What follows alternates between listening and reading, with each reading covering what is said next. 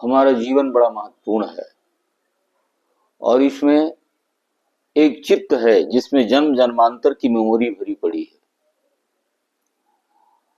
और ये आत्मा अनंत से जुड़ी रहती है हर क्षण।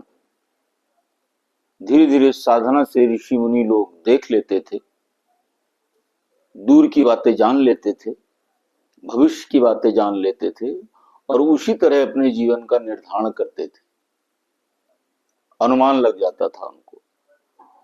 ऐसे ही हमारे अंदर एक शक्ति है जिसको जिसको हम कहते हैं स्वप्न विज्ञान। स्वप्न विज्ञान में देश विदेश में ऐसी तमाम घटनाएं भी हैं कि जो मनुष्य को उधर चलने के लिए प्रेरित करती हैं उचित दिशा में, जो उसके लिए प्रारब्ध ने निर्धारित किया है। हमने भी अपने जीवन में बहुत अनुभव किया है, क्योंकि जब हम बच्चे थे तब से कोई सत्ता हमें बोध कराती थी स्वप्न के द्वारा। जब हम परेशान हो जाते थे तो वो हमें बोध कराती थी कि ये तुम्हारा रास्ता नहीं है, तुम्हारा रास्ता तो निर्धारित है और इस तरह का रास्ता है। फिर भी जीवन बड़ा संघर्षपूर्ण है, अंधेरा है चारों ओर और उस अंधेरे में कोई ज्योति हमें दिखाई पड़ती है। तो हम जब गहरी नींद में जाते थे तो वो ज्योति दिखाई पड़ती थी कि ये तुम घबराओ नहीं, ये जो तुम्हारे सामने मुसीबत है इस तरह से कट जाएगी। जब सफलता के लिए प्रयास करते थे तो वो हमारे सामने सीढ़ी दिखाती थी और कहती थी कि तुम्हारी प्रगति धीरे धीरे होगी, एकदम तुम ऊपर छत पर नहीं पहुंच जाओगे, इसलिए निरंतर चलते रहो। अध्यात्म के क्षेत्र में प्रवेश करने के लिए भी वो मिलाती है कि ये तुम्हारे गुरु होंगे और यहाँ पर तुम रहोगे तो ये तुम्हारी आत्मा के लिए, तुम्हारे व्यक्तित्व के विकास के लिए अनुकूल वातावरण होगा। और वैसे ही वो परिस्थिति बना करके हमको वहां खड़ा कर देती। ऐसे ही हिमालय में हम जाते हैं, बहुत पहले से जाते हैं, वो हमें व्याकुल कर देती वो शक्ति, और हिमालय में हम साधना करने जाते हैं।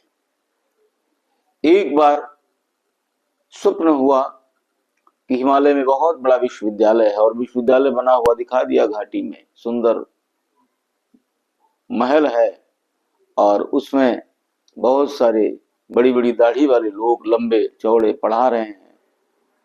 और वहां से आवाज आई, इसी विद्यालय में तुम प्रोफेसर हो लेकिन तुम एक दिन भी पढ़ाने नहीं आए और तुमको यहाँ आना है और बिना पढ़ाए तुमको वेतन मिल रहा है। तो हम उस स्थान को जानते भी नहीं थे, बाद में हमने खोज की तो वो पता चला। और कैसे जाएंगे, तो एक हमारा प्रेमी भक्त था, उससे हमने कहा तो वो अपनी गाड़ी लेकर आ गया, अपने खर्चे से हमको वहां ले गया और उन घाटियों के अंदर हम गए और फिर वहां हमारा ध्यान लग गया। हमने देखा कि बहुत सारे वहां पर लकड़ी के कमरे बने हुए हैं, लकड़ी के ही रास्ते हैं, इतने सुंदर रास्ते हैं जो धरती पर और कहीं हमने देखा नहीं, सबसे सुंदर। और सभी लोग बोलते कोई नहीं है इस वाणी से, सभी परावाणी में बात करते हैं। वो बोलते हैं हम सुन लेते हैं, हम बोलते हैं वो सुन लेते हैं। और उन्होंने दिग्दर्शन कराया और ऊपर हम हिमालय में और चोटियों पर चढ़ गए। वो स्थान हैं, बहुत लोग जाते हैं। तो ये सूक्ष्म ऋषि सत्ताएं धरती पर रहती हैं। ऐसे ही वो सत्ता स्वप्न के द्वारा हमें बोध कराती है और पूर्व जन्मों के स्थान पर ले जाती है कि जब तक हम वहां नहीं गए बार बार वही स्वप्न आता रहा, बार बार वही स्वप्न आता रहा। और जब किसी से पूछा ये स्थान कहाँ है तो एक सुयोग्य व्यक्ति मिले, उन्होंने बताया ये है। और उसने ही सारी व्यवस्था सरंजाम जुटाया उस परासत्ता ने, और वहां हम पहुंचे।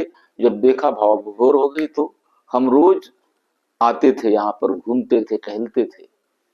जब हम स्वप्न में होते थे तो लगता था ये जाना पहचाना हमारा है। तो ऐसे बहुत सारे जन्म होते हैं, उन पूर्व जन्मों का बोध भी ये हमें स्वप्न करा देते हैं। और ये स्वप्न एक पराशक्ति है, इसको समझने के लिए वेदों ने कहा है ये आत्मा है। और अनंत में व्याप्त है और अपने मूल स्वरूप को पाने के लिए वो छटपटाती है और संस्कारों को जगाती है। तो इस पर हम बीच बीच में बताते रहेंगे। और ये तो बड़े रहस्य हैं, स्वप्न विज्ञान के कई शास्त्र हैं जिसके अर्थ होते हैं और उन अर्थों को समझ करके हम संतोष प्राप्त कर लेते हैं और उसी दिशा में आगे बढ़ते हैं। कभी हमें घबराहट होती है और उसको देखते हैं तो घबराहट खत्म हो जाती है कि ये तो हमारे लिए अच्छा समय आने वाला है। ओम नमः शिवाय।